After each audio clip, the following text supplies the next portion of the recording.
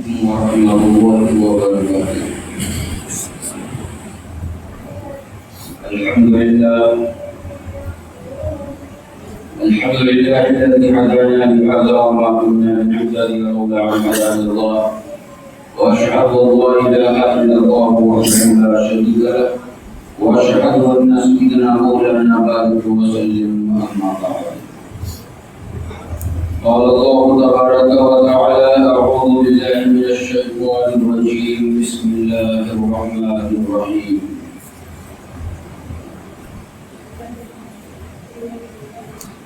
ووجدك ضالا فهدى، ووجدك عائلا فأغنى، فأما اليتيم فلا تقهر، وأما السائل فلا تنهر، وأما بنعمة ربك فحدث. صدق الله العظيم. بسم الله الرحمن الرحيم. رب اشرح لي صدري ويسر لي أمري واحلل عقدة من لساني يفقهوا قولي. بسم الله الرحمن الرحيم. درود شریف پڑھیے. اللهم صل على محمد وعلى آل محمد كما صليت على إبراهيم وعلى آل إبراهيم إنك حميد مجيد. اللهم بارك على محمد وعلى آل محمد كما باركت على إبراهيم وعلى آل إبراهيم إنك حميد مجيد.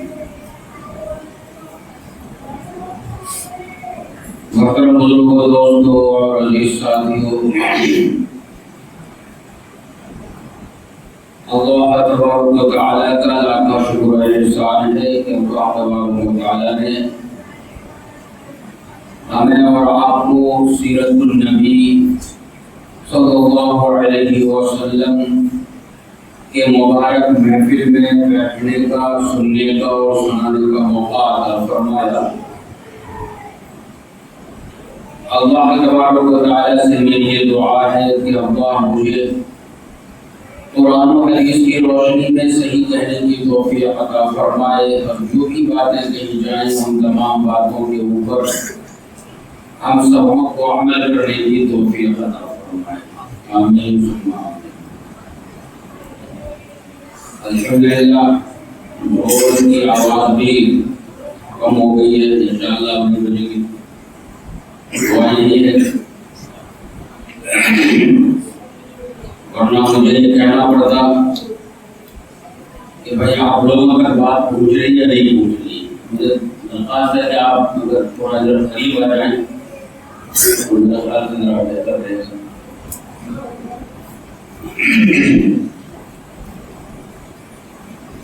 وہ ایک صاحب اجنبی آدمی ایک مسجد کے اندر گئے، ماشاءاللہ کافی معاشرہ تھے، داڑھی، کپڑا، لباس مکمل سنت کے اعتبار سے تھا. تو لوگوں نے یہ خواہش ظاہر کی کہ بھائی یہ بڑے مولانا معلوم ہوتے ہیں، ان سے کچھ سنا جائے. لوگوں نے درخواست دی کہ آپ ذرا کچھ نصیحت آمیز کلمات ہم لوگوں کو سنائیے. تو اب وہ بیچارہ سوچنے لگا یار مجھے تو کچھ آتا نہیں ہے اور ان لوگوں کو مجھ سے بہت ہی امید ہے. اگر یہ کہہ دوں کہ بھائی میں نہیں آپ سے کچھ کہہ سکتا، نہیں سنا سکتا، تو میری انسلٹ ہو جائے گی. اور اگر میں سنانے کے لیے بیٹھتا ہوں تو یہ لوگ ان سے زیادہ انسلٹ ہو جائے گی ہمارے کہ مجھے کچھ آتا ہی نہیں ہے. سوچا کہ کچھ ایسا طریقہ اختیار کروں کہ وہ کہتے ہیں معمولہ بڑا مشہور ہے کہ سانپ بھی مر جائے اور لاٹھی بھی نہ ٹوٹے. تو وہ بیچارہ کھڑا ہو گیا اور کھڑا ہونے کے بعد اس نے کلمہ طیبہ کی تلاوت کی، اس کا ترجمہ کیا اور لوگوں سے کہا کہ بھائی آپ لوگوں کے بات سمجھ میں آئی. اگر بھول بجا ہوتا تو ہم یہ کہتے کہ بھائی آپ لوگوں تک بات میری پہنچ رہی ہے. تو لوگوں نے کہا کہ بھائی ہاں بات سمجھ میں آ گئی. تو اس نے کہا کہ وما علینا الا البلاغ، تو سمجھ میں آ گئی تو سمجھانے کی کیا ضرورت ہے، اور ختم کر دیا۔ لوگوں نے سوچا یار یہ تو بڑا عجیب مسئلہ ہو گیا، بات سمجھ میں آئی، ہاں آئی تو ختم کر کے چلے گئے۔ لوگوں نے مشورہ کیا کہ بھائی دوسرے دن ان کا پروگرام رکھیں گے، اور جب پوچھا جائے کہ بات سمجھ میں آئی تو آدھے لوگ کہیں گے آئی اور آدھے لوگ کہیں گے نہیں آئی، تو ظاہر سی بات ہے پھر آگے کچھ گفتگو کریں گے۔ تو سارے لوگ جمع ہو گئے، شروع کرنے سے پہلے شروع ہو گئے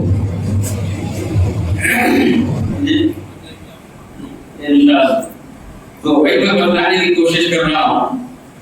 تو دوسرے دن آئے، آنے کے بعد بولے بھائی سارے لوگ آ گئے، محلے کے فلاں آدمی وہاں سب آ گئے، تو شروع کروں تو ہمارا شروع کیجیے۔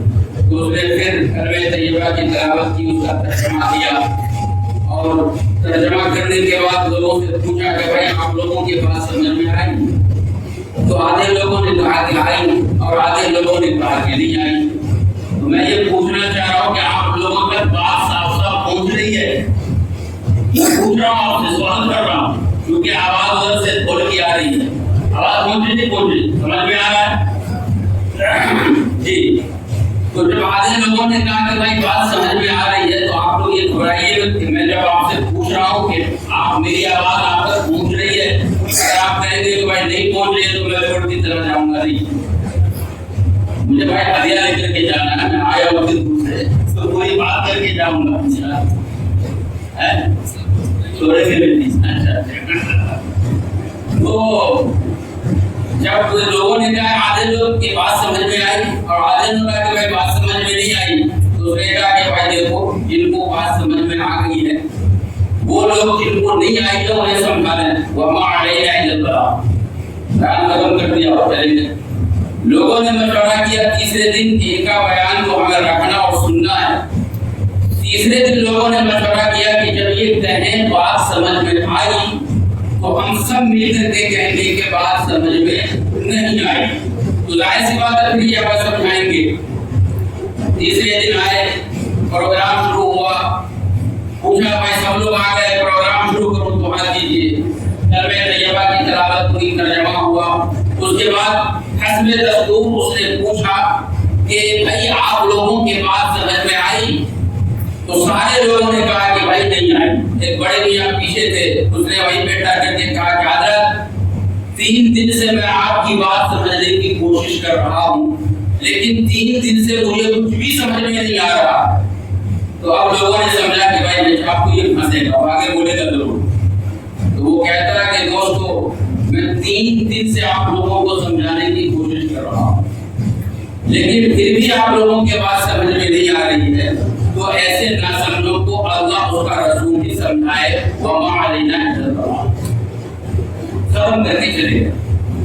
تو بولنے کا مقصد یہ ہے کہ چونکہ ادھر سے ڈھول کی آواز آ رہی ہے اور انشاءاللہ جیسا کہ امام صاحب نے کہا کہ ساؤنڈ بڑھا دی گئی ہے اور تقریباً لوگوں تک بات پہنچ رہی ہوگی۔ میرا خیال ہے کہ بات پہنچ بھی رہی ہوگی اور سمجھ میں بھی آ رہی ہوگی۔ اگر سمجھ میں نہیں آ رہی ہے تو آپ قریب آ جائیے، کیونکہ ایک جگہ پہ بیان چل رہا تھا اور ایک صاحب جو ہے تھوڑا سو بھی رہے تھے اور جگ بھی رہے تھے، تو بیان کرنے والوں نے بیان کیا بیاج لینا دینا حرام ہے، سود وہ لینا دینا حرام ہے۔ تو جو بیچارے سننے والے سامعین تھے جو سو بھی رہے تھے جگ بھی رہے تھے، اس نے بیاج کو پیاز سمجھ لیا۔ بیان ختم ہونے کے بعد اپنے گھر میں گئے اور گھر کا سارا بیان دیکھنا شروع کیا۔ بیوی نے کہا کہ بھائی یہ کیا کر رہے ہو؟ نہیں، مولوی صاحب نے بیان کیا ہے کہ پیاز لینا دینا حرام ہے اور میں خرید کر کے لایا، ظاہر سی بات ہے حرام کام کر لیا، لہٰذا گھر سے باہر پھینک دیا۔ بیوی صبح کا انتظار کرنے لگی کہ بھائی ایسا کیسا مولوی صاحب نے بیان کر دیا، برسوں سے ہم پیاز کھا رہے ہیں، شوربہ اس کے اندر گاڑھا بنتا ہے اور سالن میں اگر نہ ڈالا جائے تو پھر مزہ ہی نہیں ہے۔ صبح فجر کے وقت میں بیوی پہنچ گئی مولوی صاحب کے خدمت میں، کہا کہ حضرت آپ نے کیا بیان کر دیا پیاز کے بارے میں؟ پیاز لینا دینا حرام ہے۔ میرے شوہر نے سارا کا سارا پیاز گھر سے باہر پھینک دیا ہے۔ کہا کہ نہیں، تمہارا شوہر ہو سکتا ہے کہ وہ نیند اور بیداری کے عالم میں ہوں گا۔ प्याज में कहा था, प्याज नहीं कहा था। तो अगर आपके भी कान के अंदर बात कुछ इस तरीके से स्लो अगर जा रही है, मेरी दरख्वास्त है कि आप उस जगह पे जाकर के बैठे जहाँ आवाज मुकम्मल तौर पर सही तरीका पर जा रही हो, ताकि समझने में आसानी हो। बैठक मेरे दोस्तों, आप तमाम हज़रात समझदार हैं और कान भी आपके पतले हैं, इंशाअल्लाह पूरी बात समझ में आएगी। अल्लाह तबारक व तआला हमें सही करने की तौफीक अता फरमाए। मेरे दोस्तों, हम और आप इस महफिल में बैठे हैं, वो मिलादुन नबी और सीरतुन नबी की महफिल।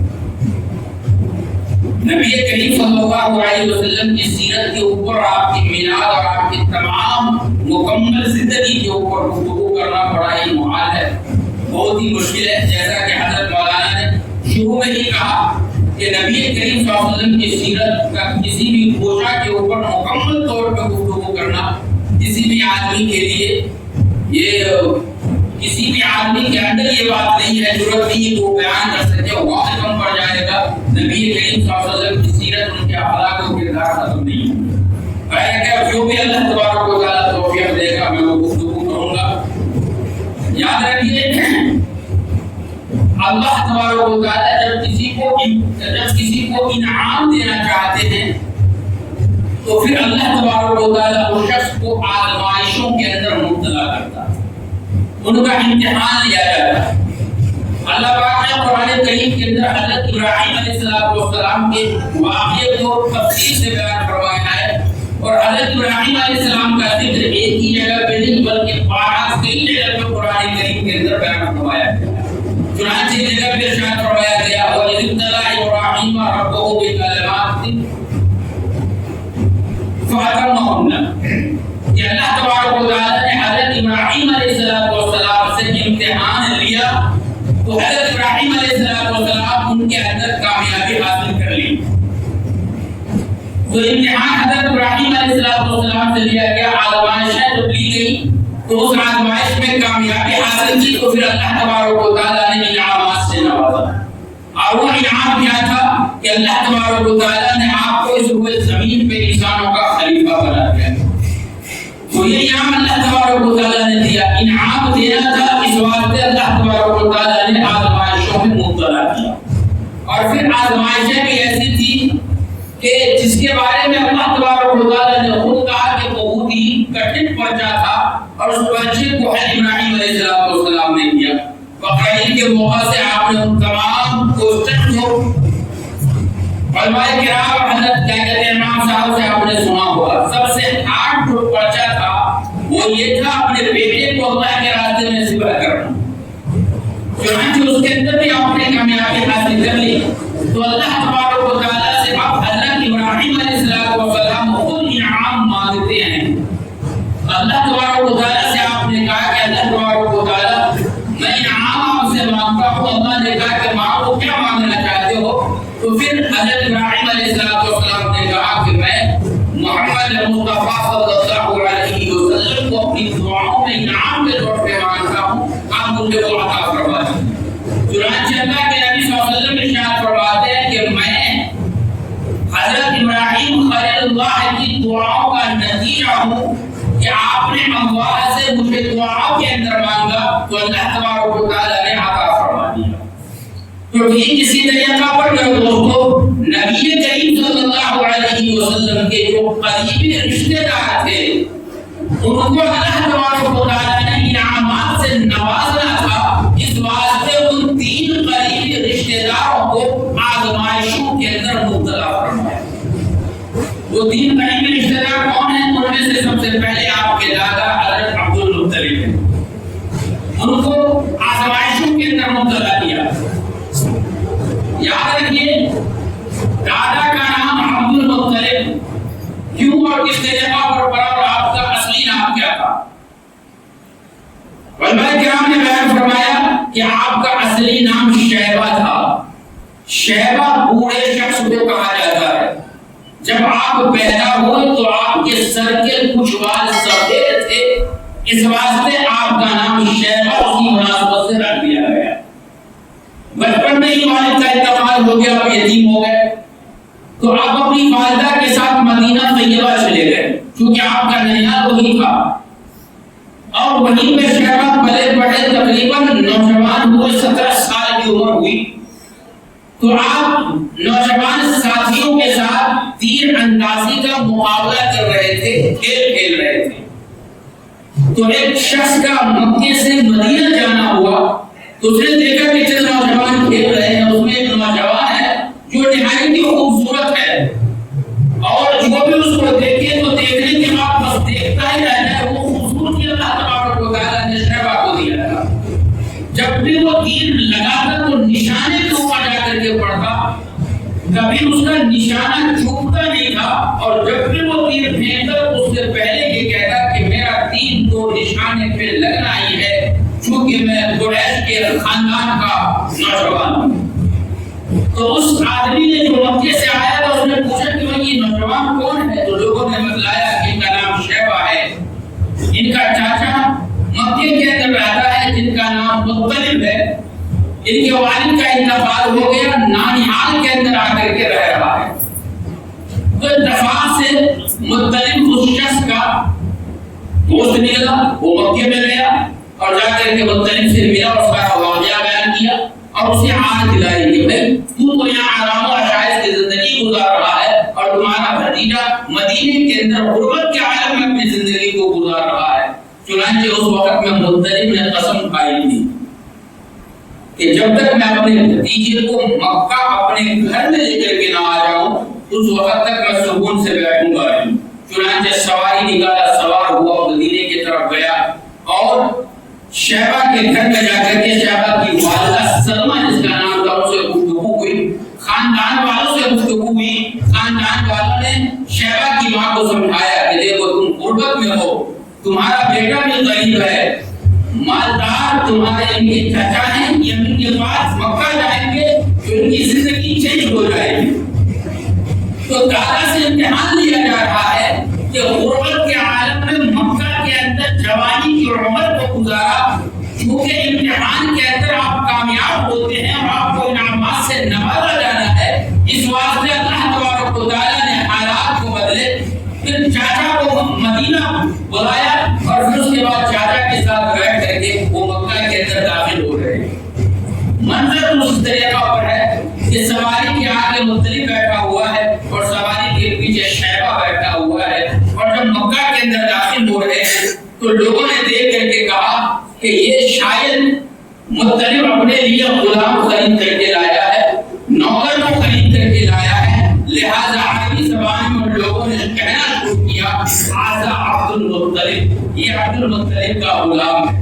چنانچہ یہی نام شیبہ کا پڑ گیا، اصلی نام پیچھے چھپ گیا، اور مطلب کے نام سے آپ عبد المطلب کے نام سے آپ مشہور ہو۔ چنانچہ جب مکہ کے اندر داخل ہوئے تو آپ کے اچھے اخلاق، آپ کے اچھے کردار کی وجہ سے اللہ تبارک و تعالیٰ نے آپ کو انعامات سے نوازا، اور مکہ والوں نے آپ کو بیت اللہ کا متولی بنا دیا۔ جب آپ بیت اللہ کے متولی بنے تو دل میں خیال پیدا ہوا کہ بیت اللہ کے ارد گرد زمزم کا کنواں تھا، جو اس وقت میں لوگ گھر کا کچرا وغیرہ ڈال کر کے مکمل طور پر اس کو بند کر دیا تھا۔ اب لوگوں کے ذہن میں تھا صرف زمزم کا کنواں، ایک جگہ پہ زمزم کا کنواں تھا، کہاں پہ تھا کسی کو نہیں معلوم تھا۔ چنانچہ میرے دوستو، حضرت عبد المطلب کے دل کے اندر خواہش پیدا ہوئی، کیونکہ ذمہ داری دی گئی ہے میں زمزم کے کنویں کو تلاش کرتے رہوں گا۔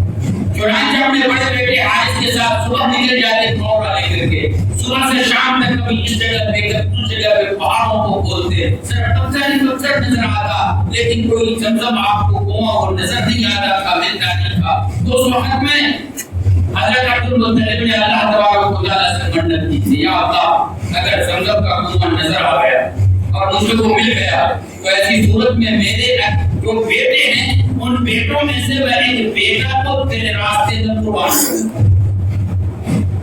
رب کائنات کے پاس میں جو حضرت مطلب کی منت ماننے کے بعد اپنے گھر میں آئے اور رات میں آ کر کے سوئے تو خواب کے اندر بتانے والے نے نشاندہی کر دی کہ عبد المطلب بیت اللہ کے فلاں دشے کے اندر جا کر کے فلاں مقام پہ جا کر کے تم خدائی کرو تو تمہیں وہاں پہ زمزم کا کنواں نظر آ جائے گا۔ چنانچہ صبح بیدار ہوئے، اپنے بیٹے کو لے کر کے مقررہ جگہ پہ جب پہنچے اور کھدائی کی تو وہاں پہ ایک بڑا پتھر اور چٹان رکھا ہوا تھا۔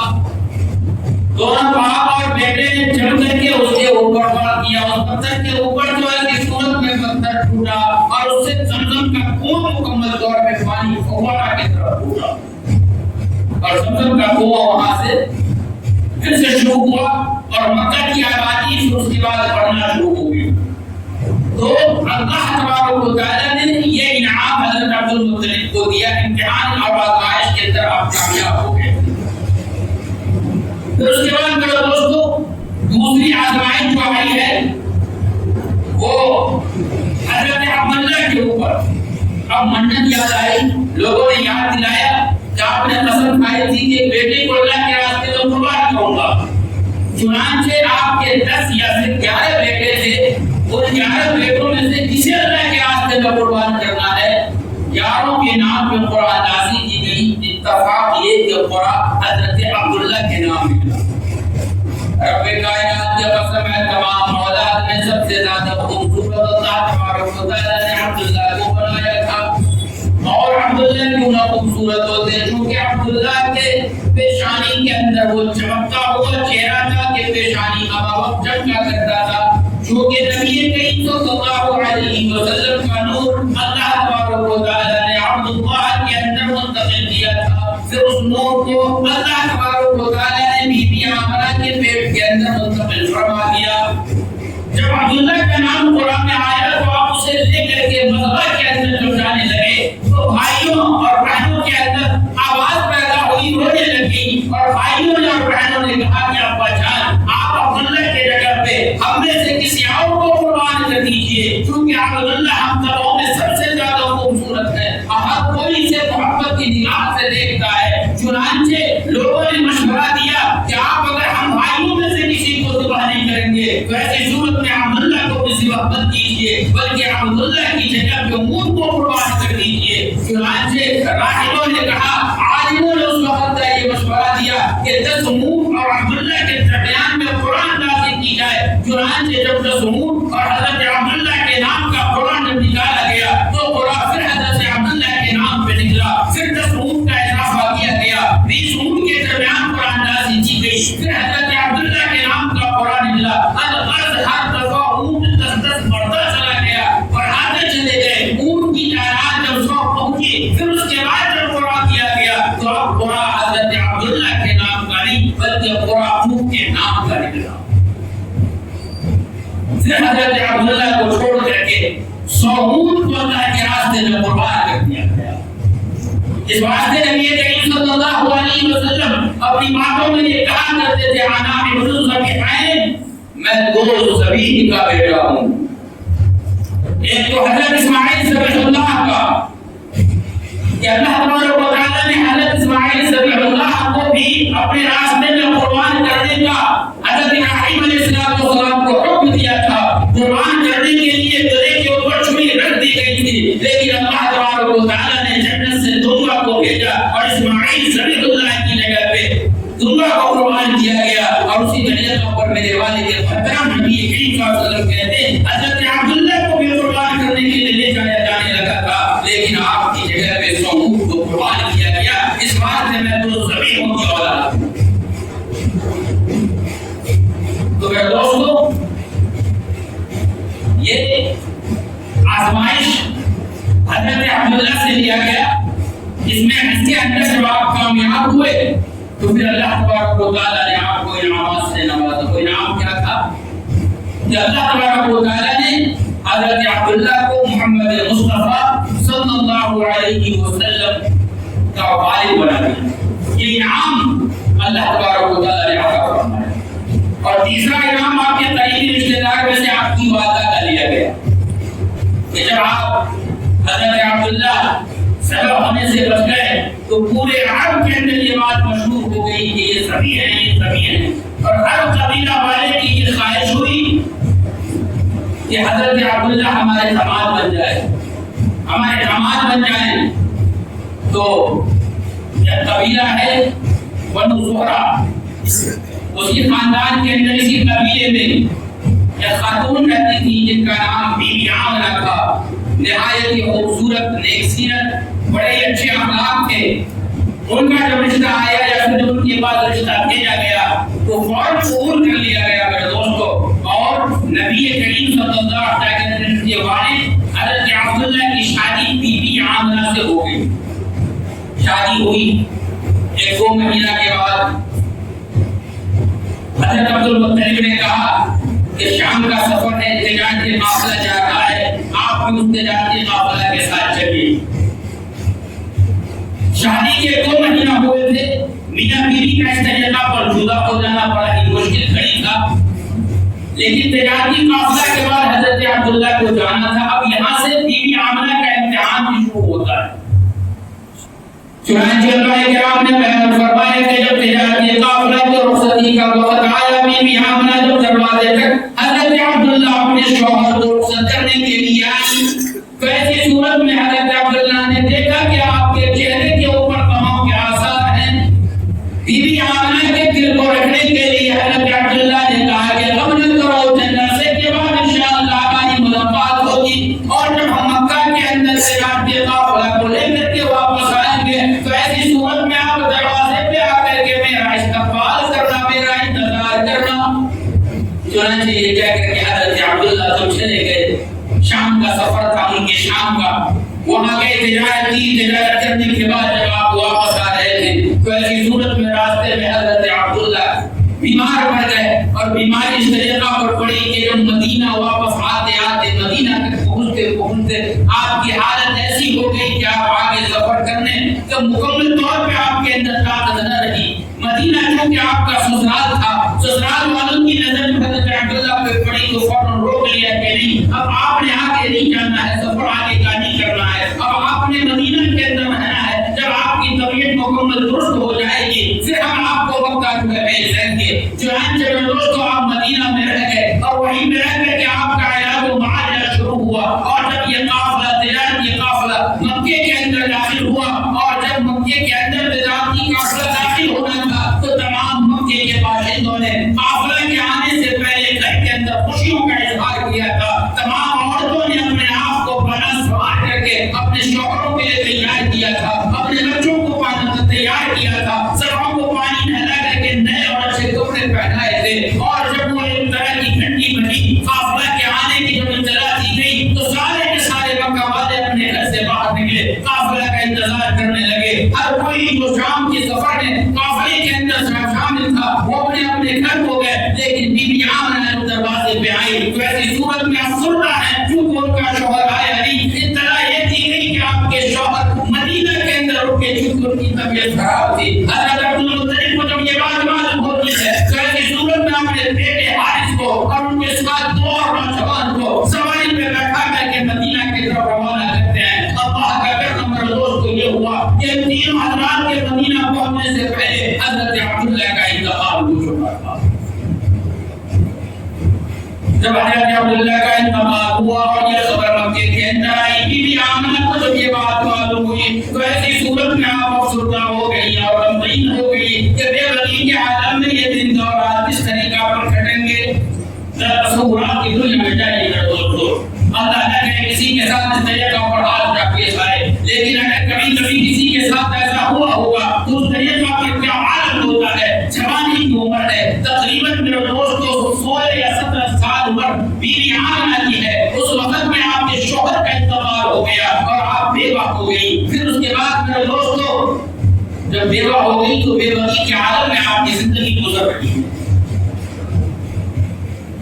اب اپنے آپ کو سمجھا کر کے مکے کے اندر رہنے لگی سسرال میں، لیکن نبی کریم صلی اللہ علیہ وسلم کے پیدا ہونے سے پہلے آپ کی اما جان کی آزمائشیں لے رہے ہیں، اور اس آزمائش کے اندر آپ کو اللہ تبارک و تعالیٰ نے کامیاب کیا، چونکہ اس آزمائش کے بعد آپ کو انعامات سے نوازنا تھا کہ محمد مصطفیٰ کا آپ کو ماں بنانا تھا، اس لیے آزمائش انعام بہت بڑا تھا، اس لیے آزمائش بھی بہت ہی بڑی تھی، اور اس آزمائش کے اندر آپ کامیاب ہوئی۔ اس کے بعد آگے کا واقعہ بیان کیا جاتا ہے کہ اما جان سیدہ آمنہ یہ بیان کرتی ہیں کہ میں 2-3 مہینے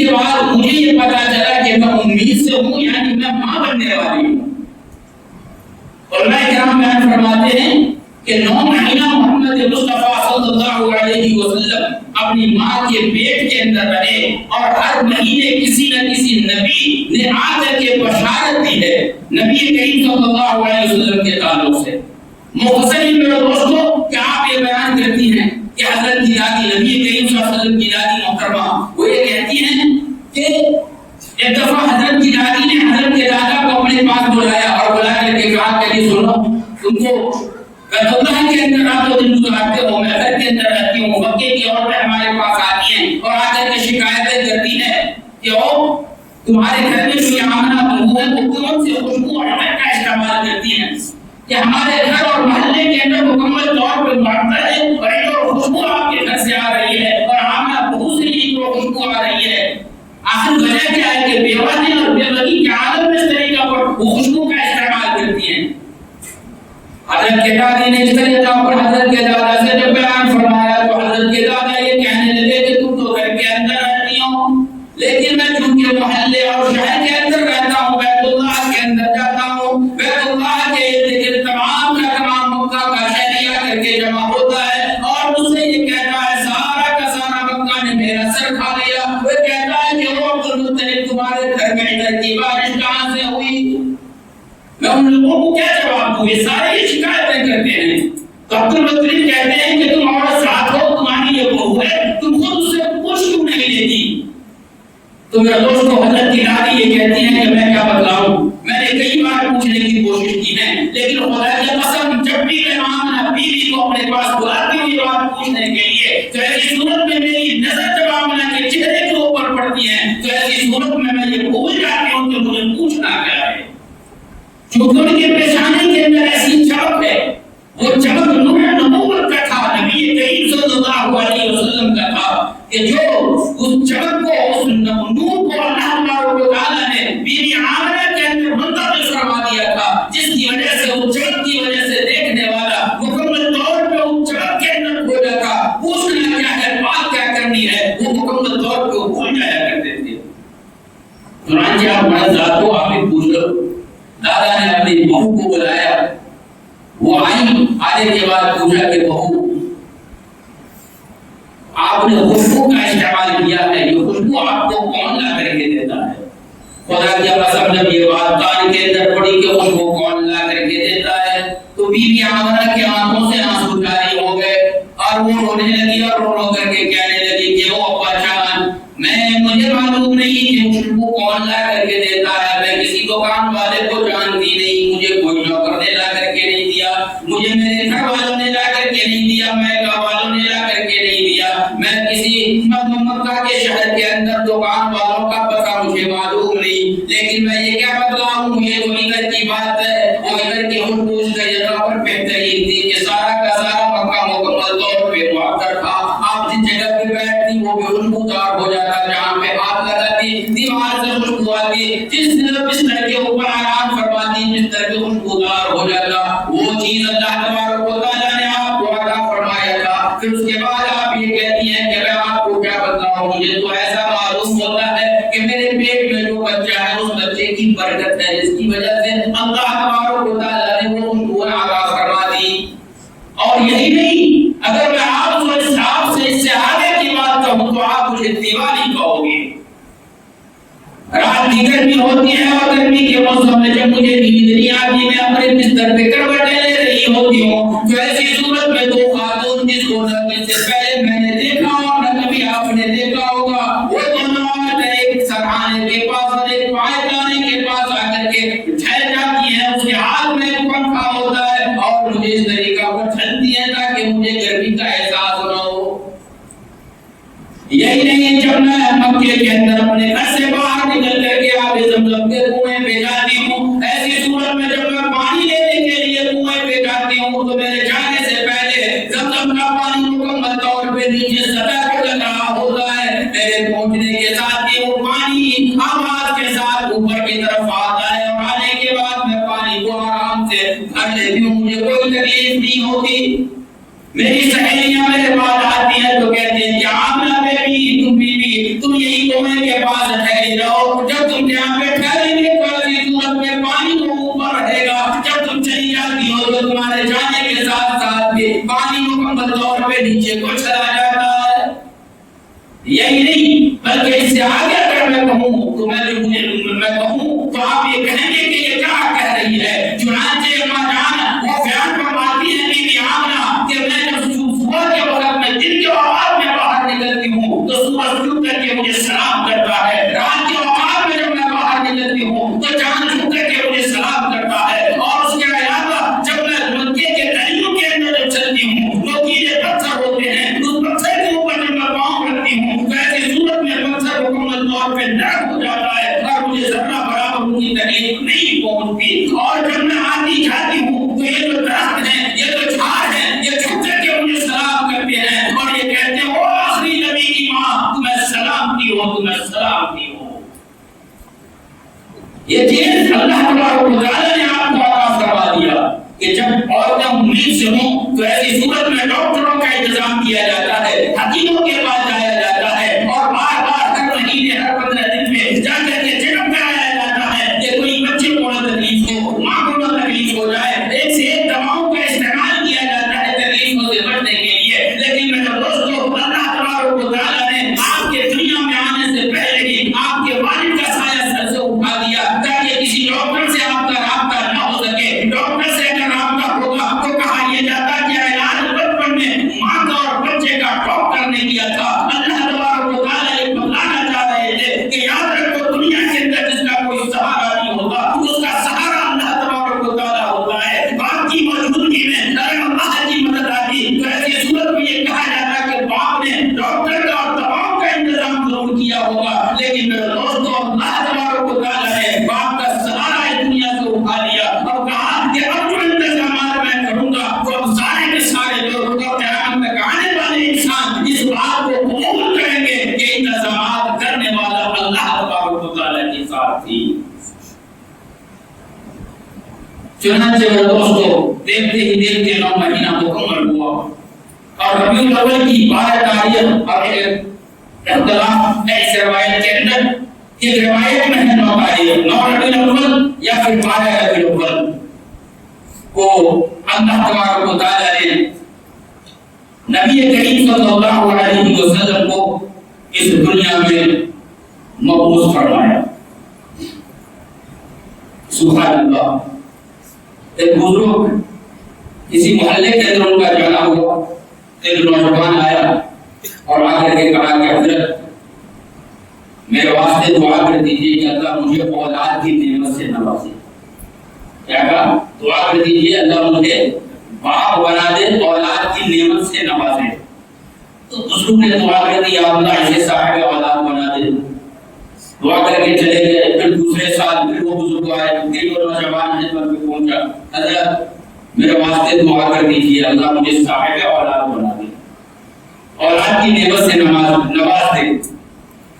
تو دوسرے سال میں دعا کر دی. پھر تیسرے سال میں وہ نوجوان آیا, بزرگ پریشان کہ بھائی میں دعا کر رہا ہوں, میری دعا اللہ تعالیٰ ان کے حق میں قبول کیوں نہیں کر رہا ہے؟ کئی نوجوان ہمارے سے دعا کرائے اور اللہ نے اس کو صاحب اولاد بنایا, ان کی دعا کیوں نہیں ہو, میری دعا ان کے حق میں قبول کیوں نہیں ہو رہی؟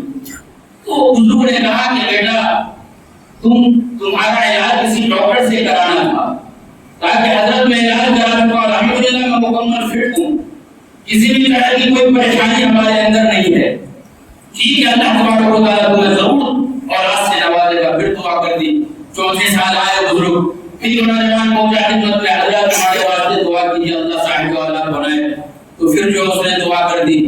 5 سال تک نوجوان دعا کراتا رہا لیکن اولاد نہیں. 5واں سال جب وہ بزرگ آئے اور نوجوان پہنچا دعا کرانے کے لیے تو کہتے بیٹا تم نے تو اپنا علاج کرا لیا, تمہیں چاہیے کہ تم اپنی بیوی کا بھی ذرا ڈاکٹر سے بتا کر کے علاج کرا لو. تو نوجوان کہتا حضرت ابھی تک تو میری شادی نہیں ہوئی. کیا کہتا ہے حضرت ابھی تک تو میری شادی نہیں ہوئی. تو کہا کہ کم وقت جب سے میری شادی کی دعا اولاد کے لیے کر رہا تھا, میں اولاد دعا کر کر کے کر رہا ہوں کہ تمہیں اولاد کیوں نہیں ہو رہا؟ میں بس اولاد ہونے کے لیے پہلے شادی ہو جا کر کے کر. تو چونکہ پیدائش کی بات آئی تو لطیفہ یاد آ گیا. تو میرے دوستوں, نبی کریم صلی اللہ علیہ وسلم اس دنیا میں آئے, بی بی آمنہ کا امتحان ہو رہا ہے اور بی بی آمنہ امتحان کے اندر کامیاب ہوئی اور آپ کو اللہ تبارک و تعالیٰ نے محمد مصطفیٰ صلی اللہ علیہ وسلم کی ماں جو آپ کو بنا دیا. اب میرے دوستوں آپ دنیا میں تشریف لائے,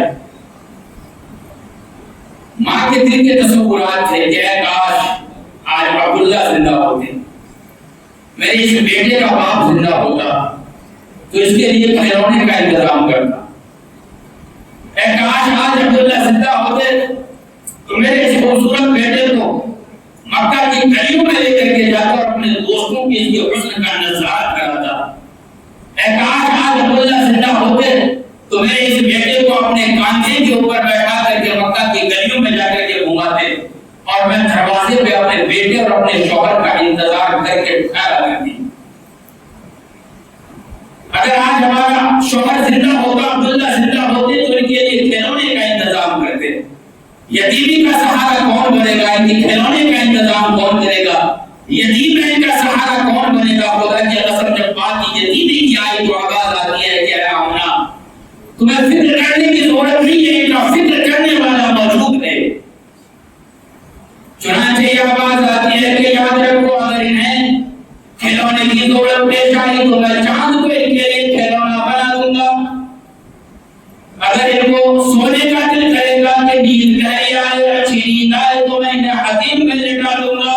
اور اگر ان کو سیر و تفریح کی ضرورت پڑے گی تو میں انہیں معراج پہ بلا دوں گا. گھومنے کو دل کرے گا تو معراج پہ بلاؤں گا. کھلونا اگر چاہے گا تو چاند سے اپنی انگلی کے اشارے سے چاند کی طرف کرے گا تو میں چاند کو ٹکڑے کر کے دکھا دوں گا. آپ کو فکر کرنے کی ضرورت نہیں ہے, ان کا فکر کرنے والا میں اللہ تبارک و تعالی موجود ہوں.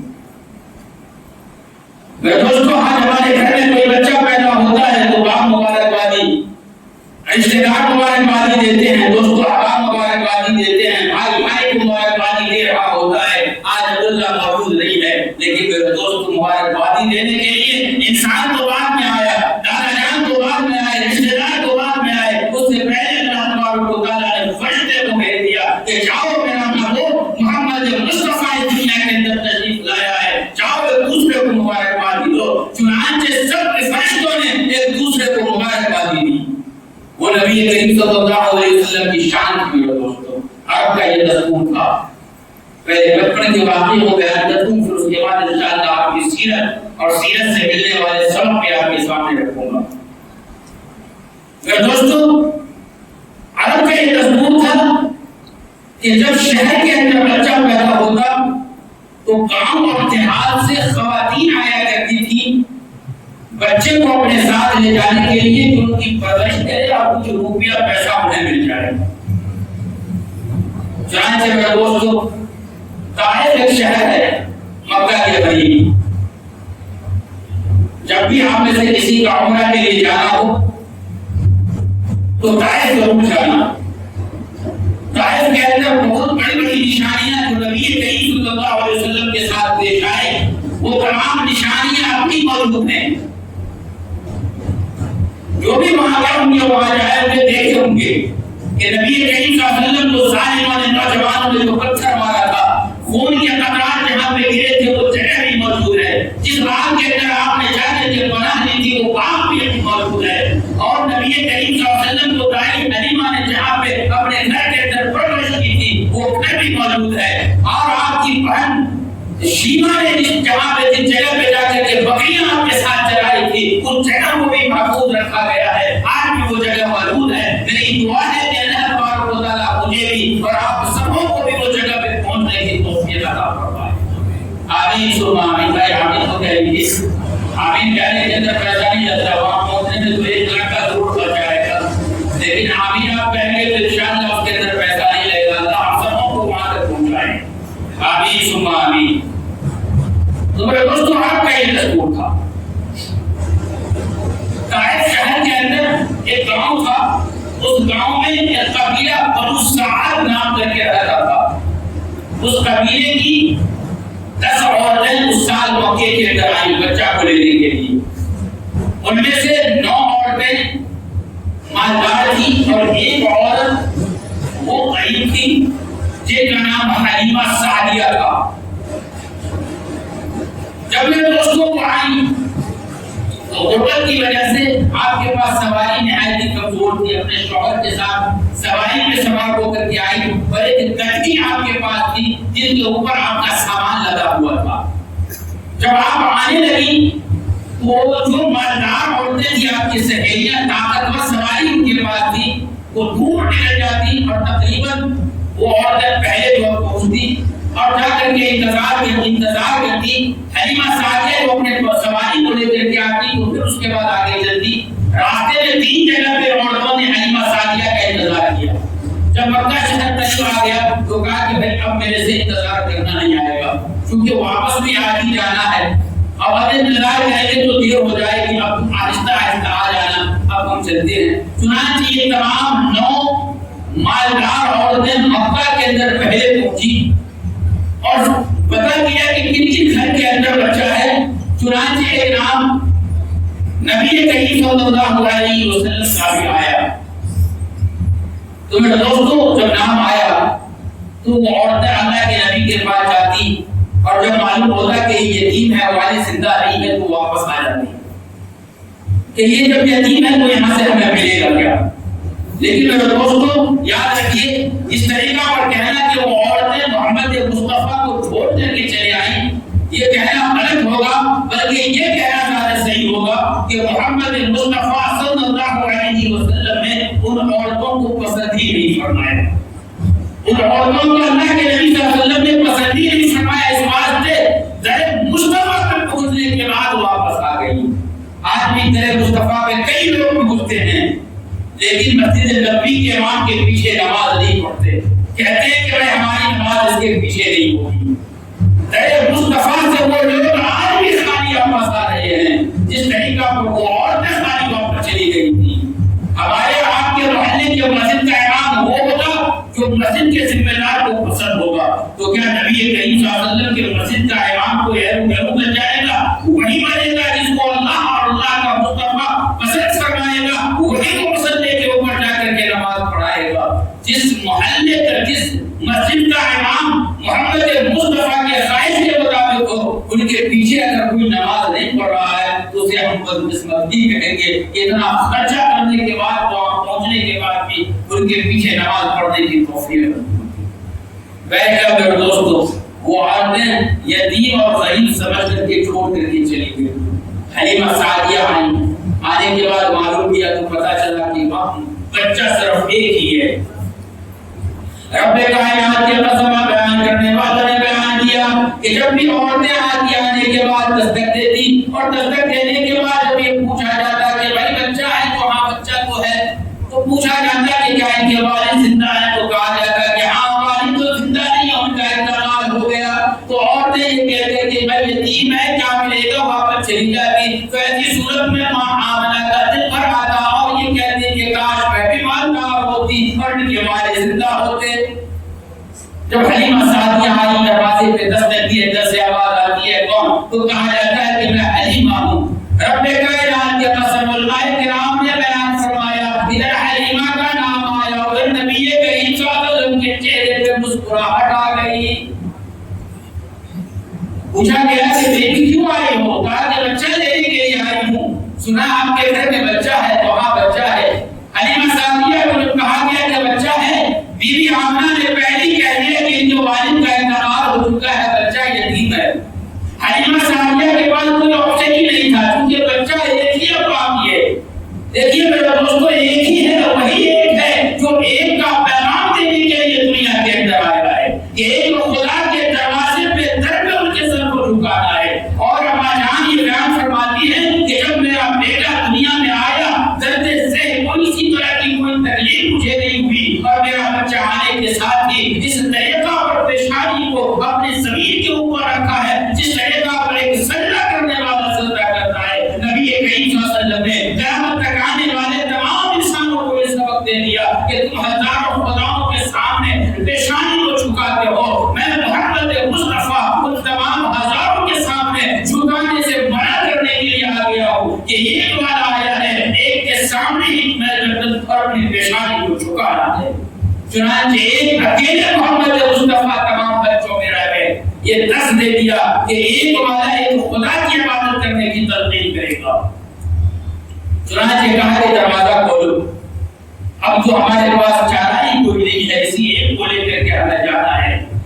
چنانچہ اپنے ذوالجلال کے قسم میں دروازہ کھولا گیا۔ نبی کریم صلی اللہ علیہ وسلم آرام فرما رہے ہیں اور آپ کے چہرے کے اوپر سفید کلر کی چادر رکھی ہوئی ہے۔ کہا میں نے کہا حلیمہ نے کہ مجھے بچہ دکھاؤ۔ رب کائنات کی قسم ہے جب چہرے انور کے اوپر سے چادر کو ہٹایا گیا، حلیمہ سعدیہ کی نظر جب محمد مصطفیٰ کے اوپر پڑے تو ایسی صورت میں وہ بے چین ہو گئی اور یہ کہنے لگی کہ خدا کی قسم میں نے آج تک اس سے پہلے کوئی ایسا خوبصورت بچہ نہیں دیکھا۔ اما جان یہ بیان فرماتی ہیں بی بی آمنہ کہ جب میری نظر محمد مصطفیٰ میرے بیٹے کے اوپر پڑی تو میں نے بھی کہا کہ خدا کی قسم میں نے ایسا خوبصورت بچہ اس سے پہلے کبھی نہیں دیکھا۔ عبد المطلب کو جب خبر ملی جب آپ آئے دیکھنے کے لیے بچہ دکھاؤ تو آپ بھی یہ کہتے ہیں کہ میں نے بھی اس سے پہلے ایسا خوبصورت بچہ کبھی نہیں دیکھا۔ عبد المطلب حلیمہ سعدیہ اور اما جان یہ سب کا یہ کہتا ہے کہ میں نے اس سے پہلے ایسا خوبصورت بچہ کبھی نہیں دیکھا۔ وہی حضرت جبرائیل علیہ السلام ٹھہرے ہوئے ہیں۔ اللہ پاک نے کہا کہ جبرائیل تو بتا کیا تو نے اس سے پہلے ایسا خوبصورت بچہ دیکھا ہے؟ حضرت جبرائیل علیہ السلام ارشاد فرماتے ہیں، شاعر کہتا ہے آفاق ہائے گردید ہم مہر خدا ورسید ہم بسیار خوبہ دیدم لیکن تو چیزیں دیگری۔ حضرت جبرائیل علیہ السلام ارشاد فرماتے ہیں کہ میں نے مشرق و مغرب کا سفر کیا ہے، پوری دنیا کا میں نے چکر لگایا ہے، ایسے ایسے حسن کے نظارے ہم نے دیکھے ہیں جس کے حسن کی عبادت کی جاتی ہے، بڑھتی کی جاتی ہے، لیکن آمنہ کے لال جب میری نظر تیرے روح اکبر کے اوپر پڑی تو میں یہی کہنے پہ مجبور ہوں کہ تیرے علاوہ دنیا میں کوئی خوبصورت ابھی تک آیا ہی نہیں۔ اللہ تبارک و تعالیٰ ارشاد فرماتے ہیں کہ اور لوگوں تم کس طریقہ پر دیکھ لیتے، میں نے اس سے پہلے ایسا خوبصورت بچہ دنیا میں بھیجا ہی نہیں، تو تم دیکھ کس طریقہ پر لیتے۔ میرے دوستو، نبی کریم صلی اللہ علیہ وسلم کو لے جانے کے لیے حلیمہ درخواست کرتی ہیں کہ مجھے دے دیجیے اور میں لے کر کے جانا چاہتی ہوں۔ چنانچہ لینے کے بعد جب رخصت ہونے لگے تو حلیمہ کیا کہتے ہیں، اما جان بی بی آمنہ نے کہا کہ حلیمہ یاد رکھو یہ میرا یتیم بچہ ضرور ہے، لیکن یتیم ہونے کی وجہ سے تم اس کی خدمت میں کمی مت آنے دینا، بلکہ جہاں تک میرے سے جو بن پائے گا وہ مال و دولت میں تمہیں ضرور عطا کروں گی۔ حلیمہ سعدیہ نبی کریم صلی اللہ علیہ وسلم کو اپنے گود میں لے کر کے باہر آئی۔ سواری کے پاس شوہر ٹھہرا ہوا انتظار کر رہا ہے، وہ پوچھتا ہے کہ حلیمہ کچھ ملا؟ تو وہ کہنے لگے کچھ نہیں، بہت کچھ مل گیا۔ شوہر کہتا ہے کہ کیا یتیم ہے؟ بیوی کہتی ہے حلیمہ سعدیہ کہ یتیم نہیں بلکہ ذرہ یتیم ہے، یتیم بولتی ہے۔ شوہر کہنے لگا کہ جلدی کرو آ کر کے بیٹھو سواری کے اوپر، تمہاری سہیلیاں تو کب کا چلی گئی؟ وہ کہنے لگے کہ ہم تمہارا انتظار نہیں کر سکتے۔ چنانچہ بی بی حلیمہ سعدیہ نبی کریم صلی اللہ علیہ وسلم کو سواری کے پیچھے لے کر کے بیٹھ جاتی ہیں اور اس کے بعد شوہر جو ہے آگے بیٹھتا ہے۔ سواری سے اٹھنے کو کہا جاتا ہے لیکن سواری اٹھتی نہیں۔ شوہر پریشان، بیوی پریشان، حلیمہ سعدیہ پریشان، کیا کروں تو کیا کروں؟ سواری سے جب نیچے اترتی ہے حلیمہ سعدیہ محمد مصطفیٰ کو لے کر کے تو سواری اٹھتی ہے، لیکن جو ہی بیٹھتی ہے تو ایسی صورت میں پھر بیٹھ جاتی ہے، چلنے کو تیار نہیں۔ تو شوہر نے کہا کہ ایسا محسوس ہوتا ہے کہ تم سے پیچھے لے کر کے بیٹھی ہو، اس واسطے ہو سکتا ہے ان کی بے ادبی ہو رہی ہوگی، لہذا تم سامنے لے کر کے بیٹھو، میں پیچھے بیٹھتا ہوں۔ چنانچہ رب کائنات کی قسم میں حلیمہ سعدیہ محمد مصطفیٰ کو آگے لے کر کے بیٹھی، شوہر پیچھے لے کر کے بیٹھتا ہے۔ وہ اونٹنی وہ سواری جو خود اپنا کو اٹھا نہیں سکتی تھی، جب وہ اٹھی اور وہ ایسی صورت میں چلی نہیں بلکہ دوڑنے لگی، وہ طاقت اللہ تبارک و تعالیٰ نے سواری کو عطا فرما دی۔ کئی میلوں کا سفر جو سہیلیاں کر چکی تھی چند منٹوں میں ان کے پاس جا کر کے مل گئی، برابر میں چلنے لگی۔ تو سہیلیاں کہنے لگی کہ حلیمہ تو ہاں میں یہ سواری کہاں سے لائی؟ کیا سواری چینج کر دی؟ حلیمہ سعدیہ کہتی ہے کہ نہیں، سواری چینج نہیں گئی بلکہ سوار چینج ہو گیا ہے۔ پہلے اس کا سہیلیہ کہتی ہے کہ روکو تو صحیح سواری کو، وہ کہتے ہیں کہ نہیں پہلے اس کا نکیل میرے ہاتھ میں تھا، اب یہ نکیل میرے یتیم محمد مصطفیٰ کے ہاتھ میں ہے، یہ جہاں پہ روکیں گے وہیں پہ جا کر کے روکے گا۔ رب کائنات کی قسم ہے میرے دوستو، نبی کریم صلی اللہ علیہ وسلم کا ایک بہترین معجزہ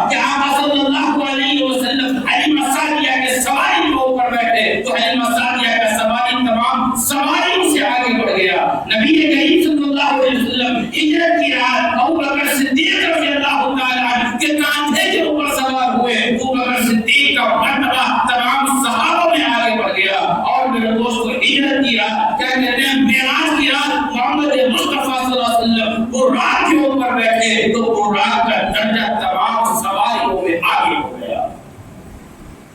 यह नबी करीम सल्लल्लाहु अलैहि वसल्लम की जात गिरामी हदाई हलीमा लेकर के जाती हैं और दिल में ये दुआ करती हैं और ये तमन्ना करते हैं कि भाई महबूब को करीम आका सल्लल्लाहु अलैहि वसल्लम की कहा मोहम्मद मुस्तफा के लिए खाने का इंतजाम कैसे होगा, ये दिल में सोच रही है। उधर अल्लाह तबारक व तआला ने तमाम बरकतों को तमाम रहमतों को ये हुक्म दे दिया कि हलीमा के पहुंचने से पहले उनके घर के अंदर जाकर के डेरे डाल दे। पहले ये घर हलीमा का हुआ करता था और हलीमा उस घर की मेजबान हुआ करती थी। अब से ये घर मेरे यतीम मोहम्मद मुस्तफा का है और मोहम्मद मुस्तफा उस घर का मेजबान होगा। मेरे मेजबान मोहम्मद मुस्तफा को किसी भी तरह की कोई तकलीफ नहीं होनी चाहिए। मेरे दोस्तों, उलमाए किराम ने और सीरत के अंदर ये बयान फरमाया गया कि नबी करीम सल्लल्लाहु अलैहि वसल्लम जब हलीमा सादिया के घर के अंदर पहुंचे हैं, हलीमा सादिया ने आपको बिस्तर के ऊपर आराम करने के लिए लिटा दिया है। अपने शौहर से ये कहती है कि जाओ बकरी से दूध निकालो। बकरी के ताल्लुक से बयान किया जाता है कि वो बीमार बकरी है, मुकम्मल तौर पे उसका दूध सूख चुका है, जगह बराबर के कतरा दूध निकलने को नहीं है। लेकिन मेरे दोस्तों, अल्लाह तबारक व तआला ने बकरी को हुक्म दिया। जब शौहर इस शरीर का बर्तन लेकर के बैठा है, बकरी को हुक्म दिया है कि ओ बकरी, अब तुम्हारी निस्बत बदल गई है। पहले तुम्हारी निस्बत हलीमा सादिया की तरफ थी, अब तुम्हारी निस्बत मेरे यतीम मोहम्मद की तरफ हो गई है। सबके लिए सल्लल्लाहु अलैहि वसल्लम। अल्लाह तबारक व तआला ने बकरी को हुक्म दिया, चुनांचे उस बकरी के थन के अंदर ऐसा दूध आया कि कटोरा भर गया। एक बर्तन भरा, शौहर ने कहा कि दूसरा बर्तन लाओ, दूसरा भर गया। तीसरा लेकर के आओ, तीसरा भी भरा। चौथा लेकर के आओ तो हलीमा सादिया कहती है कि मेरे घर के बर्तन ही खत्म हो गए, मेरे घर के बर्तन ही खत्म हो गए। तो ये मौजूदा ये बरकत नबी करीम सल्लल्लाहु अलैहि वसल्लम की वजह से थी। एक गांव का आदमी पहली दफा बस के अंदर बैठा, गांव की बात आई तो लतीफा याद है। पहली दफा बस के अंदर बैठा, उसने देखा कि ड्राइवर जब गाड़ी को चला रहा है तो पीछे जो गियर है उसको बार बार कभी पीछे लेके जाता, कभी सामने लेके जाता, कभी सीधे तरफ, कभी उल्टे तरफ। तो देहाती देखकर तो क्या होगा, क्या बात है, उस डंडे को कभी आगे पीछे इस तरीका पर, क्या उसको तोड़ना चाह रहा है, क्या करना चाह रहा है। मैंने क्या फिर जगह पे गाड़ी रुकी, ड्राइवर उतरा, वो देहाती वहां पे गया और जाने के बाद जोर से उस पर ऐसा मारा, तोड़ दिया। थोड़ी देर के बाद ड्राइवर आया, उसके पास दे दिया, भाई अरे यार ये तुमने क्या किया? भाई जब से तो आपसे तोड़ने की कोशिश कर रहे थे, आपसे टूटने का था और मैंने यही बात में तोड़ दिया। तो अब आगे नबी करीम सल्लल्लाहु अलैहि वसल्लम की बरकत पूरे लोग साथ के अंदर फैल चुका है। आपकी एक बहती शीमा जिसका नाम था, बकरियां आपके पास ज्यादा थी तो शीमा अकेले बकरियों को संभाल नहीं पाती थी। एक दफा बकरियां चराने के लिए मना करती थी, मैं नहीं जाती। अम्मा ने कहा कि जाओ बेटी, तुम्हारे अलावा कौन है जो बकरियों को चराए, तुम्हारा बाप भी पूरा हो गया है, मैं भी बीमार रहती हूँ और फिर मैं मोहम्मद का भी ख्याल रखना है, तुम जाओ, तुम जाकर के संभालो बकरी को। तो कहते हैं कि नहीं, मैं बकरियां चराने अकेले नहीं जाऊंगी, मेरे साथ किसी को कोई को दूसरे भेजो, मैं अकेले बकरियों को संभाल नहीं पाती। तो अम्मा ने कहा कि भाई कौन है जो तुम्हारे साथ जाए? तो शीमा कहती है कि मेरे साथ मेरा छोटा भाई मोहम्मद को मेरे साथ भेज दो, ताकि वो तो अभी दूध पीता बच्चा है, चलने वाला भी नहीं है, तुम बकरियां संभाल नहीं सकती, मोहम्मद को किस तरीके से संभालोगे और फिर बकरियां कैसा संभालोगे? तो बादशाह ये कहती है कि अम्मा जान, इससे पहले दो दफा मैं मोहम्मद मुस्तफा को तुम्हारे साहिबाने में लेकर के गई हूँ, लेकिन जाने के बाद मैंने ये बरकतें देखी है कि मैंने बकरियों को भी संभाला है और मोहम्मद मुस्तफा को भी संभाला है। मेरा फायदा इस तरह पर हुआ कि धूप की गर्मी की वजह से और धूप की शिद्दत की वजह से मैं जहाँ भी जाती थी बादल का टुकड़ा हमारे ऊपर छांव किया करता था। फिर उसके बाद मैंने ये देखा कि जहाँ पे मैंने मोहम्मद मुस्तफा को ले जाया हुआ है, हमारी बकरियां पहले सुबह से शाम तक चलती थी, उसका पेट नहीं भरता था। तमाम के तमाम बकरियां थोड़ी ही देर में चल के मुकम्मल तौर पे तैयार हो गई, पेट भर गया और मुकम्मल तौर पे हमारे दरमियान में आकर के मोहम्मद मुस्तफा को जहाँ आपने ले जाया था वहाँ पे बकरियों ने आकर के ऐसा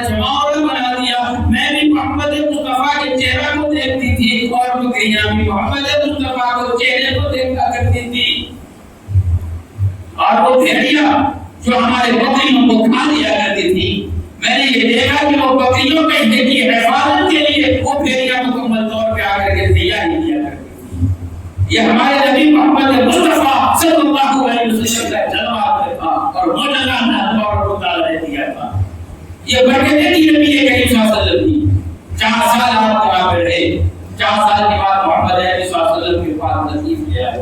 جب نبی کریم صلی اللہ علیہ وسلم کی عمر 6 سال ہوئی، پیدا ہونے سے پہلے والد کا انتقال ہو گیا تھا، 6 سال کی عمر ہوئی تو آپ کی امی کو آپ کے ابا کی یاد آئی، مکہ سے آپ مدینہ آئے، آپ کے شوہر کے قبر کے اوپر جا کر کے آپ نے زیارت کی۔ 1 مہینہ مدینہ میں بنو نجار کا قبیلہ ہے، وہاں پہ آپ نے قیام کیا ہے۔ 1 مہینے کے اندر آپ کے بعد جب آپ واپس آنے لگے، مقام ابوا ایک جگہ ہے، وہاں پہ آ کر کے آپ کے والدہ کی طبیعت خراب ہوتی ہے، بیمار اس طریقہ پر پڑتی ہے کہ قدم آپ آگے نہیں بڑھ سکتی، اور اسی بیماری کے اندر مقام ابوا پہ آپ کی والدہ کا انتقال ہو گیا۔ آپ حضرت کی عمر 6 سال ہے۔ 6 سال میں آپ یتیم و یسیر ہو گئے۔ مکہ کے اندر جب آپ کو لایا گیا، ابو تعبد کو طریقے نے دیکھ کر کے آپ کو سینے سے لگایا اور کہا کہ بیٹا تو پہلے یتیم تھا اب یسیر ہو گیا ہے، اب جوان جو اس کے بعد 2 سال تک اب عدالہ کے ساتھ رہے۔ جب 8 سال کی عمر ہوئی میرے دوستو تو عدالہ کی بیمار پڑے اور بیماری اتنی زیادہ بڑھتی چلی گئی کہ 8 سال کی عمر محمد مصطفیٰ کی ہے اور دادا دنیا سے رخصت ہو گئی۔ شاعر نے کہا ہے کہ پیدا ہوئے تو باپ کا سایہ اٹھا دیا، گھٹنا چلے تو دادا عدم کو روانہ تھا، چلنے لگے تو ماں نوا ہو گئے جدا، ہر ایک سایہ سر سے اٹھتا چلا گیا، سایہ پسند آئے نہ پروردگار کو، بے سایہ کر دیا گیا اس سایہ دار کو۔ تمام سایہ کو مکمل طور پہ تمام سہارا کو اللہ تبارک و تعالیٰ نے اٹھا لیا۔ اگر دوستو حکمت اس کے اندر یہ تھی تاکہ لوگ یہ نہ کہیں کہ سہاروں نے جو دنیا کے اندر آ کر کے ایک اللہ کی عبادت کرنے اور اسی سے مدد مانگنے کی تقریر کر رہا ہے، وہ خود بچپن میں سہاروں کے ساتھ کیا کرتا تھا۔ چنانچہ سہارا باپ کا بھی اٹھا لیا، ماں کا بھی سہارا اٹھا لیا، دادا کا بھی سہارا اٹھا لیا اور تربیت مکمل طور پر اللہ تبارک و تعالیٰ نے کی۔ اگر تمام صحابہ کو نہیں اٹھایا جاتا، صرف آپ جو ہے تعلیم حاصل کرتے اور پھر آپ اگر کوئی بات کہتے تو یہ کہتے کہ باپ نے سکھایا ہے، ماں نے سکھایا ہے، دادا جان نے سکھایا ہے۔ وہ تمام صحابہ کو، تمام تعلیم دینے والوں نے تمام چیزوں کو ختم کر دیا تاکہ اب کوئی بات محمد مصطفیٰ کہے تو سننے والا یہ سوچنے پہ مجبور ہو جائے کہ یہ تعلیم دینے والا کوئی انسان نہیں ہو سکتا بلکہ اللہ تبارک و تعالیٰ کی ذات خود ہے جس نے محمد مصطفیٰ کو تعلیم دی ہے۔ اب یہ دوستو 11 بج گئے، ماں کی دعائیں ہم تمام مسلمانوں کو لینا چاہیے، کیونکہ ماں کی دعاؤں سے اللہ تبارک و تعالیٰ قسمت کو چینج کر دیتا ہے۔ رخصتی کے وقت پر جب ماں دعائیں دیتی ہیں تو اللہ تبارک و تعالیٰ ان کی دعا کو قبول فرماتا ہے۔ حضرت اسماعیل علیہ السلام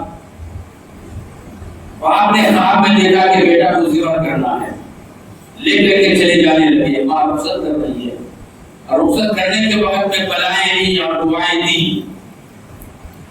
جب جا رہے تھے تو اسماعیل تھے، جب واپس آئے تو ذبح اللہ پڑھ گئے، ماں کی دعا نے اثر کیا۔ اسی طریقہ پر حضرت موسیٰ علیہ السلام اللہ نے حکم دیا کہ اپنے بیٹے کو صندوق کے اندر ڈال کر کے بند کرو اور دریا کے اندر ڈال دو۔ ماں کس طریقہ پر گھبرائی ہوگی بیٹا کو دریا میں ڈالنے سے، لیکن دعا تو ضرور کی ہوگی۔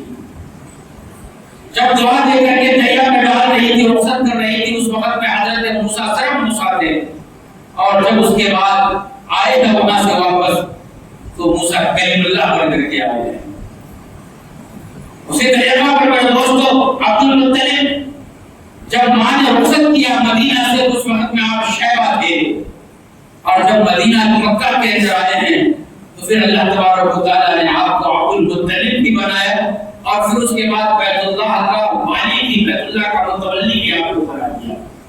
ٹھیک اسی طریقہ پر جب نبی کریم صلی اللہ علیہ وسلم کو آپ کی والدہ آمنہ نے جب آپ کو دائی حلیمہ کے گود میں دے کر کے رخصت کیا تو بلائیں لیا اور دعائیں دی، ظاہر سی بات ہے دعائیں دی ہوں گی اور تمام دل کی گہرائیوں سے دعا دی ہوگی کہ میرا بیٹا ترقی کرے، تمام مصیبتوں سے اپنے آپ کو بچائے رکھے، اللہ ان کو بچائے۔ چنانچہ جب رخصت کر رہی ہیں جو صرف محمد ہے اور جو واپس آئے اپنا جان کے بعد پھر دوبارہ تو محمد رسول اللہ بن کر کے واپس آئے. میرے نوجوانوں اپنے ماں اور باپ کی دعائیں لیا کرو. ماں اور باپ اگر زندہ ہیں تو خوشی سے تم آپ کو سمجھو اور ان کی خدمت کر کے ان کی دعائیں اپنے پاس رکھا کرو. ماں کی دعائیں اور باپ کی دعائیں اللہ تبارک و تعالیٰ قبول فرماتا ہے. میرے دوستو اب مختصر طور پہ میں یہ بیان کرتا ہوں کہ دادا جان کا بھی انتقال ہوا. پھر اس کے بعد چاچا جان کے پاس رہے بڑے اور وہیں پہ نوجوان ہوئے. 40 سال کی زندگی آپ نے گزاری اور 40 سال کی عمر جب قریب آئی تو پھر اس کے بعد آپ غار کے اندر چلے جانے لگے. غار حرا میں آج بھی وہ غار موجود ہے جہاں پہ آپ بیٹھ کر کے عبادت کیا کرتے تھے. وہاں سے بیت اللہ نظر آتا تھا اور بیت اللہ کا دیکھنا بھی ثواب کا کام ہے. چنانچہ آپ وہاں سے بیٹھ کر کے بیت اللہ کو دیکھا کرتے تھے اور اپنے ساتھ کھانے پینے کی چیزیں لے کر کے جاتے تاکہ آنے جانے والوں کو آپ کھلا سکیں. مسافر کی خاطرداری آپ وہاں پہ بیٹھ کر کے کرتے تھے اور بیت اللہ کو دیکھتے تھے اور اللہ تبارک و تعالیٰ کا دھیان کیا کرتے تھے. یہی اس وقت میں آپ کی عبادت تھی. جب عمر 40 سال کے قریب پہنچی اور پہنچنے لگی تو اچانک حضرت جبرائیل علیہ السلام انسانی شکل میں غار کے اندر آئے اور آنے کے بعد آپ سے کہا پڑھیے. آقا صلی اللہ علیہ وسلم نے ارشاد فرمایا ما انا بقاری کہ میں پڑھا ہوا نہیں ہوں. میں کیا پڑھوں گا, کیا پڑھ سکتا ہوں. ما انا بقاری. پھر دوسری بار کہا اور آپ کو اس طریقہ پر بانوں میں لے کر کے دبایا. نبی کریم صلی اللہ علیہ وسلم یہ کہتے ہیں کہ غریب تھا کہ میری جان نکل جاتی پھر آپ کو چھوڑا گیا. یہ سب سے پہلی وحی آپ کے اوپر قرآن کریم کی نازل ہوئی. پہلی آیت اقرا وحی کا لفظ ہے. سب سے پہلی آیت یہ ہے قرآن کریم کی کہ ہمیں پڑھنے کا حکم دیا جا رہا ہے اور آج ہمارے مسلمان نوجوان پڑھنے سے ہی اپنے آپ کو بچا کر کے رکھتے ہیں. پڑھنے سے اپنے آپ کو بچا کر کے رکھتے ہیں. جس کیا کہتے ہیں مذہب میں پڑھائی کا لفظ سب سے پہلے اللہ تبارک و تعالیٰ نے دیا تھا کہ تمام مسلمان پڑھنے والا بنے. آج مسلمانوں میں پڑھنے والوں کی تعداد بہت کم ہے. تھوڑا بہت پڑھ لیے پھر اس کے بعد جو کام ہے وہ کام میں لگ گئے. پڑھائی میرے دوستوں امپورٹنٹ ہے. ہمیں چاہیے کہ اپنے اولاد کو ہم اچھے سے اچھا تعلیم حاصل کرائیں. آج ہماری اولاد گمراہ ہو رہی ہے. دنیاوی تعلیم کے ساتھ ساتھ ہمیں دینی تعلیم بھی اپنے بچوں کو اپنے بچیوں کو دینا ہے. اور ابتلاء کا جو بخار آج پھیلا ہوا مکمل طور پر اس ابتلاء سے مذہب کی تبدیلی سے اپنے بچے اور بچیوں کو بچانا ہے. اس لیے دین سے اپنے بچوں کو جوڑیے. گھر کے اندر دینی ماحول پیدا کیجیے. اپنے بچوں کو دینی ماحول میں رکھیے تاکہ ابتلاء سے مکمل طور پہ ہمارے بچے بچ سکیں. اللہ ہمارے بچوں کی ایمان کی اور ہم سبوں کی ایمان کی حفاظت فرمائے. 40 سال کی عمر ہوئی, نبوت میں اقرا کا لفظ استعمال فرمایا گیا. تیسری دفعہ جب آپ کو فرشتے نے بھیجا بھیجا اس جگہ پر اور چھوڑا, اس کے بعد کہا اقرا بسم ربک الذی خلق. اس کے بعد آپ نبی بنے. بڑا ہی لمبا واقعہ ہے. مکمل طور پہ بیان کرنا بڑا ہی مشکل ہے. کافی وقت لگے گا اور کافی وقت لگانے کے بعد بھی مکمل بیان ہم نہیں کر سکیں گے. ایک دو واقعات نبی بننے کے بعد اللہ تبارک و تعالیٰ نے کہا کہ آپ اپنے قریبی رشتہ داروں کو ڈرائیے. آقا صلی اللہ علیہ وسلم اس وقت میں بلندی کے اوپر چڑھ کر کے بات جو ہے بیان کی جاتی تھی. بلندی کے اوپر پہاڑوں پہ چڑھ جاتے اور کہتے بھائی فلاں قبیلے والے آ جاؤ. تو لوگ سمجھتے کہ یہ بہترین بات کہنے والا ہے, لوگ جمع ہو جاتے. نبی کریم صلی اللہ علیہ وسلم نے بھی یہی طریقہ اپنایا. پہاڑ کے اوپر چڑھ گئے اور چڑھنے کے بعد لوگوں کو جمع کیا اور لوگوں سے سب سے پہلے انہوں نے اپنے اعتقاد کو منوایا اور یہ کہا کہ بھائی اگر میں تم سے یہ کہوں کہ اس پہاڑ کے پیچھے ایک جماعت ہے جو تمہارے اوپر حملہ کرنے والی, تو کیا تم مجھے سچ جانو گے؟ تو تمام لوگوں نے کہا تھا کہ آپ صادق بھی ہیں اور امین بھی ہیں. آپ کو ہم نے ہمیشہ سچ بولتے دیکھا ہے, لہذا آپ سے جھوٹ کی تو ہمیں امید ہی نہیں ہے. جب نبی کریم صلی اللہ علیہ وسلم نے دیکھا کہ ان لوگوں نے ہمارے صداقت کا اقرار کیا ہے, ہمارے تو آپ نے کہا کہ دیکھو اللہ نے مجھے اپنا نبی بنایا ہے اور میں تمہارے سامنے نبوت کا اعلان کرتا ہوں، اللہ نے تمہیں جہنم سے ڈرانے کا حکم دیا ہے اور جنت میں داخلہ کرانے کے لیے یہ طریقہ بیان فرمایا ہے، تم ایک اللہ کی عبادت کرنے والے ہو جاؤ۔ رب کائنات کی قسم ہے میرے دوستو، جب یہ بات سنی لوگوں نے تو تمام کے تمام لوگ مخالف ہو گئے آپ کو اور آپ کو تکلیف دینے لگے، اس طریقہ کو تکلیف دینے لگے اللہ تبارک و تعالیٰ کو، اللہ تبارک و تعالیٰ کے نبی محمد مصطفیٰ صلی اللہ علیہ وسلم کو کہ جس راستے سے آپ گزرتے تھے آپ کے راستے میں کانٹے بچھائے جانے لگے، آپ کے بدن کے اوپر گھر کا کچرا ڈالا جانے لگا، آپ جب سجدے کے اندر جاتے تو آپ کے بدن کے اوپر اونٹ کی مچھلیاں لا کر کے رکھ دی جاتی، آپ کے گلے میں دھندے ڈالا جاتا چادروں کا رسیوں کا اور پھر کھینچا جاتا، بسا اوقات آپ کی زبانیں باہر کو آ جاتی۔ تو یاد رکھو میرے مسلمان بھائیو کہ دین کے معاملے میں جب آپ کی خدمت کرو گے تو دین کے معاملے میں پریشانیاں انبیاء کرام کے اوپر آئی ہے، خود نبی کریم صلی اللہ علیہ وسلم کے اوپر آئی ہے، لہذا اگر پریشانیاں آتی ہیں تو ہمیں سہنے کی عادت ڈالنی چاہیے اور صبر کرنے کی عادت ڈالنی چاہیے۔ نبی کریم صلی اللہ علیہ وسلم نے صبر سے بھی کام لیا ہے، صحابی ہے اور ساتھ ہی اللہ تبارک و تعالیٰ سے ان مصیبتوں کو ٹلنے کی دعائیں بھی کی ہیں۔ اسی عرصے میں طائف کا سفر بھی کیا، طائف والوں نے بھی آپ کو خوب ستایا ہے، پتھر آپ کے اوپر باری ہے، پتھروں کی بارش ہوئی ہے، بہت ہی زیادہ آپ کو تکلیفیں دی جانے لگی، لیکن نبی کریم صلی اللہ علیہ وسلم نے جو آپ کو ذمہ داری دی گئی تھی اس ذمہ داری سے آپ کبھی پیچھے نہیں گئے۔ تبلیغ آپ نے لوگوں کے سامنے کیا اور اسلام کو دنیا کے اندر پھیلایا ہے اور ایک سے ایک صحابہ کرام کو آپ نے تیار کیا ہے، ایسے ایسے صحابی کو آپ نے تیار کیا کہ جو آپ کے ایک حکم کے اوپر جان دینے کو تیار ہو گئے۔ اتباع رسول صحابہ کرام کے اندر تھا۔ آج ہم لوگوں نے یہ سوچا ہے کہ سال میں ایک دفعہ آپ نے جلسہ کر لیا، پھر سال میں ایک دفعہ جب کیا کہتے ہیں میلاد النبی کا موقع آیا اپنے جھنڈیاں لگا لی، اپنے جلوس نکال لیا، محلے میں یہاں سے وہاں ہم گھوم گئے جھنڈے لے کر کے، تو ہم سمجھتے ہیں کہ سب سے بڑے حافظ کے رسول ہمیں نہیں۔ میرے دوستو عشق کی علامت یہ ہرگز نہیں ہے، بلکہ عشق کی علامت اگر سیکھنا ہے تو آپ صحابہ کرام سے سیکھیے۔ صحابہ کرام کے اندر نبی کریم صلی اللہ علیہ وسلم کے تعلق سے ایسا عشق تھا کہ ہمارا وقت آپ کی باتوں کے اوپر اپنے مال کو قربان کرنے کو تیار، اپنی جان کو قربان کرنے کو تیار، ہر وقت آپ کے حکم کو ماننے کے لیے ہم وقت تیار کر کے رہا کرتے تھے۔ مسجد نبی کا مقام نبی کریم صلی اللہ علیہ وسلم خطبہ دے رہے ہیں، حضرت عبداللہ بن مسعود رضی اللہ تعالی عنہ نبی راستے میں مسجد نبی کو آ رہے ہیں، کچھ لوگ جو مسجد کے کنارے پہ کھڑے ہیں، آپ صلی اللہ علیہ وسلم نے ارشاد فرمایا کہ جلسوں بیٹھ جاؤ۔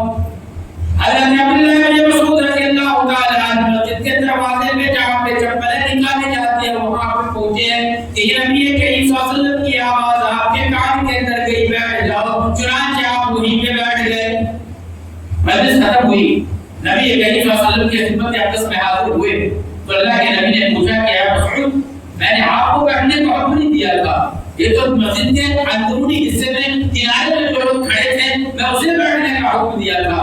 حضرت عبداللہ بن مسعود نے کہا کہ آپ صلی اللہ علیہ وسلم مجھے معلوم ہے کہ آپ نے مجھے بیٹھنے کا حکم نہیں دیا تھا، لیکن جب آپ کی آواز میرے کان کے اندر آئی کہ بیٹھ جاؤ تو عبداللہ بن مسعود کی مجال نہیں کہ وہ ایک قدم آگے بڑھا۔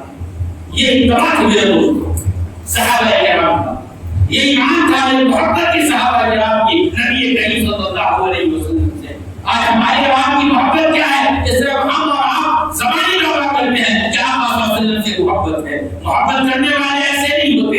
ایک کیچڑ جنگل کے اندر آتا تھا، وہ باہر نکلا تو کیچڑ آلود جگہ ایک نظر آئی اس کو، وہاں پہ جا کر کے وہ لوٹ پوٹ ہوا تو بدن کے اندر کیچڑ لگا، تو کیچڑ لگا پھر کچھ آگے گیا تو مور کے پنکھڑیاں ہم کو نظر آئے، وہاں پہ بیٹھا اور لے گا تو مور کے پنکھڑی بدن میں جا کر کے چپک گئے۔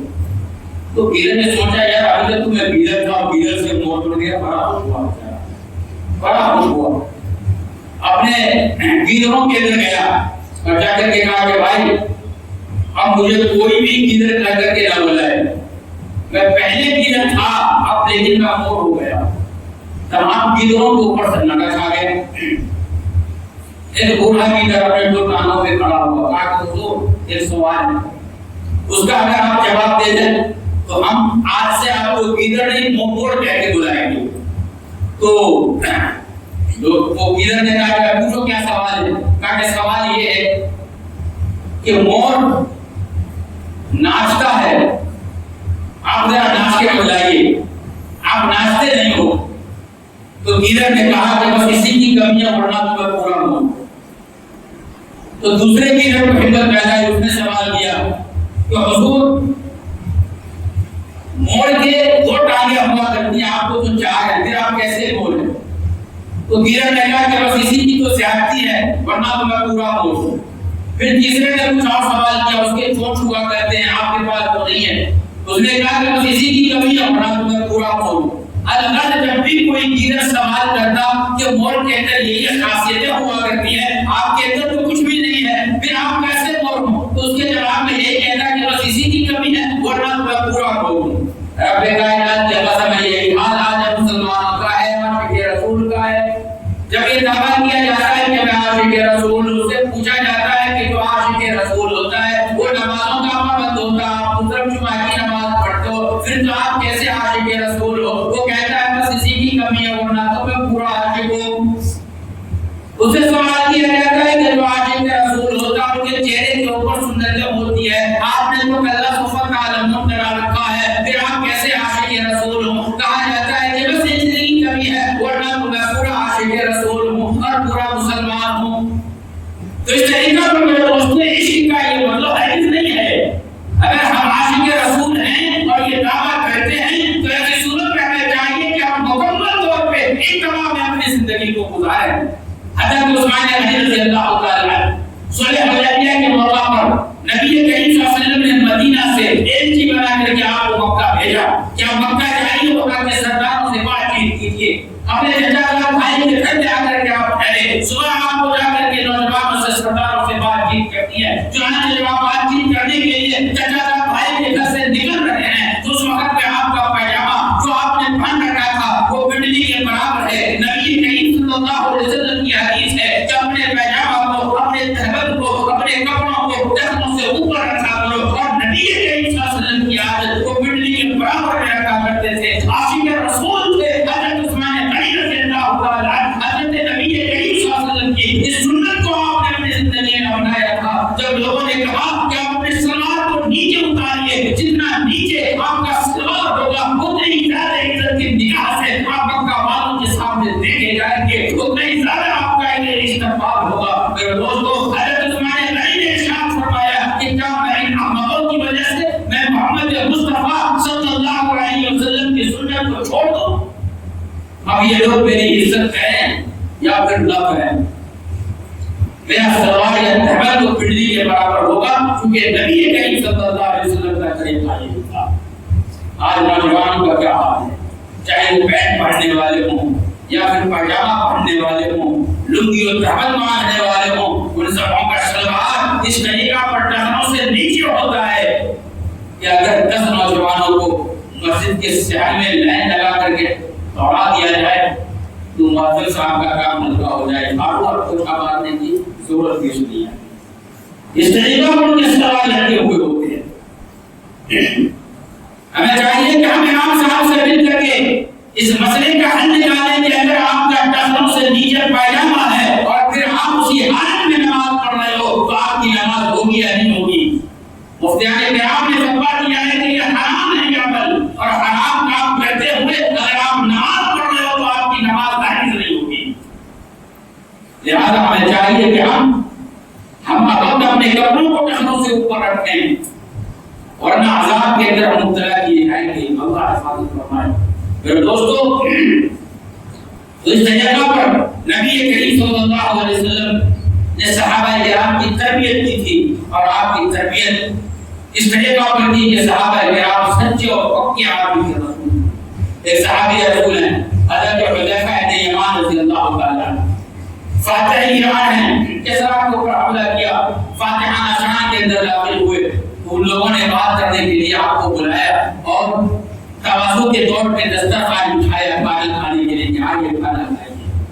और आपने अपने दस्तरखान को देख रहे हैं, हज़रत हुज़ैफा इब्न यमान सुपर पावर दुनिया का था, उसके दस्तरखान पे बैठे हुए हैं। जब आप खाना खा रहे